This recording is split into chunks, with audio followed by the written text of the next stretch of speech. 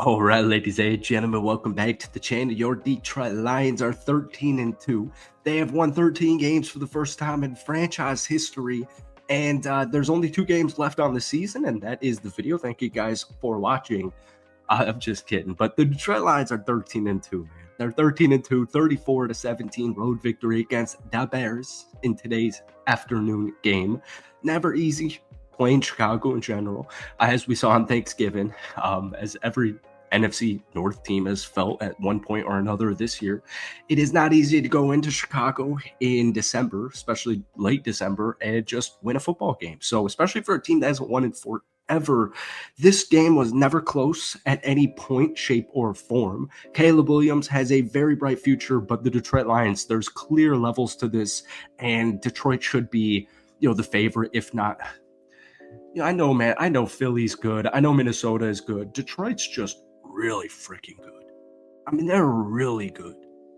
I actually have the halftime stats. We're going to get into, obviously, the game recap here in a second.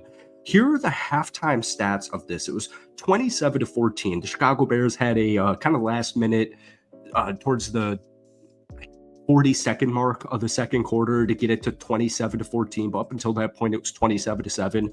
The Detroit Lions had 357 total yards of offense, averaging almost 9 yards per play at halftime.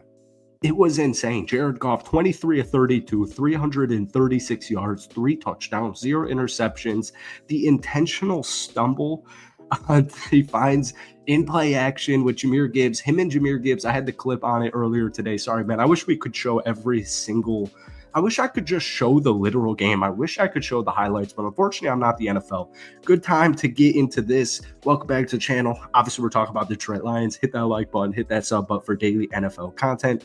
Guys, I know this is annoying. We're 70 subs away from 1,000 subs on our Lions channel. I'll pin it in the comments. I apologize if I'm a little bit out of it, a little bit low energy. I am desperately ill, but we are powering through it. The intentional stumble. I mean, it's just hilarious. It's comical. It almost feels like rubbing salt in the Chicago Bears wounds here. It was beautiful. Sam Laporta was wide open, but let's just get some player statistics. Jahmyr Gibbs, 23 carries, 109 yards, and a touchdown. He averaged 4.7 yards per carry. Craig Reynolds had a couple of nice runs as well. They ran the ball 32 times for 146 yards, averaging 4.6 yards per carry and that touchdown. And here's the thing. Jahmyr Gibbs had a beautiful spin on Kyler Gordon. I made a video on my Lions channel a couple of days ago, and somebody was just like, can we shut the F up about these injuries? Next man up. Like, let's just move on.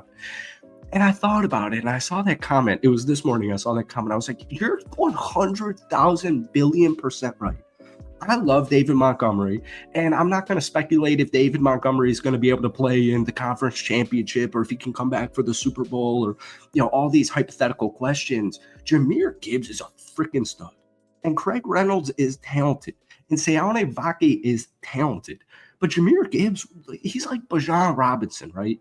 And Bijan with Atlanta, Tyler Algier, their backup, you don't think of him too much. He's still a really good backup running back, but I kind of want to switch these injuries into a positive notion in the sense of, all right, Jahmyr Gibbs was a very early first-round pick a couple of years ago, and in the limited time we have seen him, by limited I just mean he's got to split carries with David Montgomery. The dude's been a stud, right? Jahmyr Gibbs is a literal stud. He's on his way to stardom. But if I told you Jahmyr Gibbs will be a superstar in 3 years, you're like, yep, that 100% checks out. And so against a very good Chicago Bears defense, he did more than enough. Jameson Williams, another reason. So the Detroit Lions defense is mainly the one that's decimated, right? Their defense is decimated.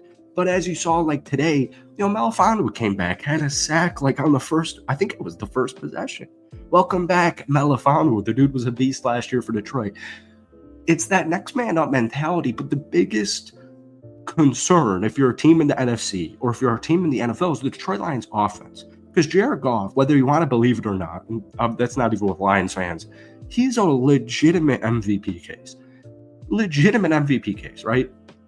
Jameson Williams was drafted in the first round 2 years ago, and obviously he had torn his ACL in the championship game, or in his last game in college football, and so we only saw him catch, I believe, one ball for, I think it was like 50, 55 yards in his rookie season. Last year we saw the flashes, we saw the glimpses, And then Detroit didn't, go out there and, they lost Josh Reynolds and they didn't go out there and get a solidified wide receiver too. And the obvious thought process was, well, that's what Jameson Williams is for. And we've seen, I think they said it on the announcers. It was a very boring announcing game, I might add. No shade thrown. Jameson Williams has like 5 catches for 50 plus this year. The dude's a stud. He has 42 catches for 750 yards heading into this football game. He had an 82-yarder where he just burned Tyreek Stevenson, and I think it was Kevin Byard. He burned him for an 82-yard touchdown.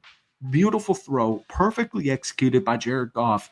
And you also have Jahmyr Gibbs. And you also have Amon-Ra St. Brown, who caught 6 catches for 70 yards. And you also have Sam Laporta, who had 4 catches for 43 yards and a touchdown. And I'm loving that we're finally seeing in the last month or so more inclusion with Sam Laporta, because last year the dude looked like he was about to be like a top 3 tight end in the National Football League. And he's such a phenomenal blocker, and the Lions have just won a lot of games in blowout fashion.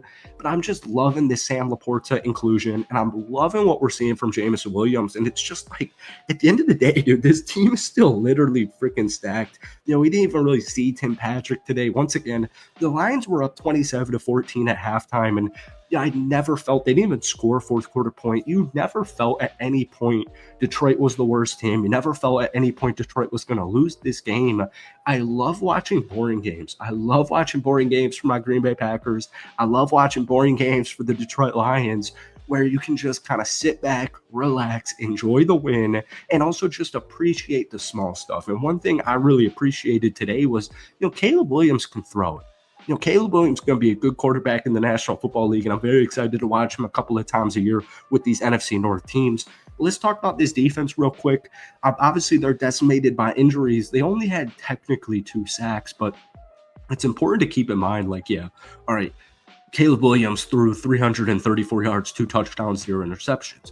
Well, he also took 40 attempts because they were losing from the second the ball was pretty much kicked off. DeAndre Swift, the starting running back for the Chicago Bears, had 9 carries for 20 yards. As a whole, Caleb was the leading rusher, and that's not good. Chicago doesn't want that. That's good for the Detroit Lions. But my point is, when you're playing from behind and you're whipping the ball 40 times, you're going to have yards. So the Detroit Lions technically gave up 382 yards of total offense, but they also had 475. And they just barely won the time of possession battle. And it's just because when the Lions got the football, they just marched down the field and put points on the board. So don't freak out about this defense. They're getting healthier and healthier and healthier. Malafanu Muhammad had a beautiful sack today. There was a nice there was one forced fumble on Rome Odunze, and then there was also just a botched snap from what was it, DJ? No, it was I think it was Rome Odunze and Caleb Williams, but I think Caleb might have technically gotten that. It was a good game, both offensively and defensively, and I'm going to take it. That's it for today. Hit that like button, hit that sub button for daily NFL content. Check out that Lions channel down below. But guys, give me your thoughts. Give me a team grade rating for this Detroit Lions win down below. We'll see you in a day or two. Peace.